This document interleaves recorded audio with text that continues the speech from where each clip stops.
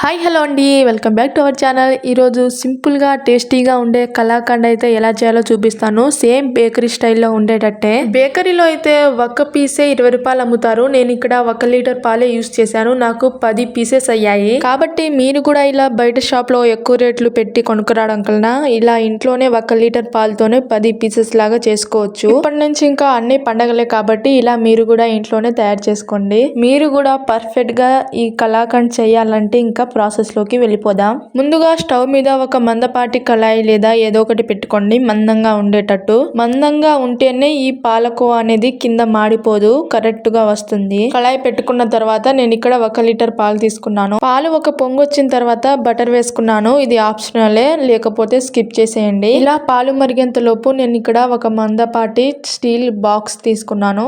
మీ దగ్గర బాక్స్ ఉంటే అది వేసుకోండి, లేకపోతే వేరేది ఏమైనా ఉంటే వేసుకోండి, కానీ లోతుగా ఉండేటట్టు చూసుకోండి. దీని మీద నేను మొత్తం బటర్ రాసేసాను. బటర్ అయినా నెయ్యి అయినా రాసుకోవచ్చు.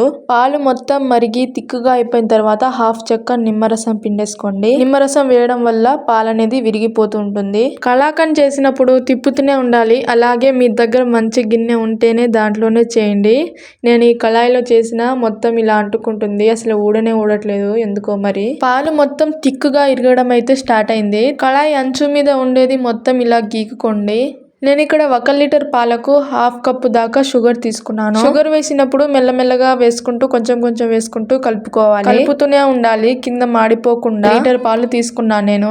ఎంత అయిపోయిందో చూడండి. ఇంకా ఇది కన్సిస్టెన్సీ రాలేదు. ఇంకా కలుపుతూనే ఉండాలి, కింద మాడిపోకుండా. కింద మాడిపోతే టేస్ట్ అనేది మారిపోతుంది. కన్సిస్టెన్సీ అయితే ఈ విధంగా ఉండాలి. నేను ఇక్కడ చూపిస్తున్న విధంగా. మనం ముందుగా బటర్ రాసుకున్నాం కదా ఒక బౌల్లో, దాంట్లో వేసేసుకోండి. ఇలా వేసేసుకున్న తర్వాత ఒక స్పూన్ సాయంతో మొత్తం స్ప్రెడ్ చేసేసుకోండి. ఒత్తుకోండి మొత్తం రౌండ్ గా. ఇలా మొత్తం రౌండ్ గా స్ప్రెడ్ చేసుకున్న తర్వాత 4 గంటల దాకా, అంటే పూర్తిగా చల్లారిన దాకా దీన్ని ముట్టుకోకుండా పక్కన పెట్టేసేయండి.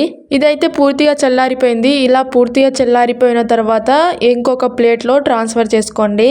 మీకు ఇలా స్టీల్ బాక్స్ లో రాకపోతే కొంచెం వేడి చేయండి, బాక్స్ ని వచ్చేస్తుంది. చూడండి కలాకండ్ అయితే ఎలా వచ్చింది. సూపర్ గా వచ్చింది కదా. ఇలా ట్రాన్స్ఫర్ చేసుకున్న తర్వాత పీసెస్ లాగా కట్ చేసుకోండి.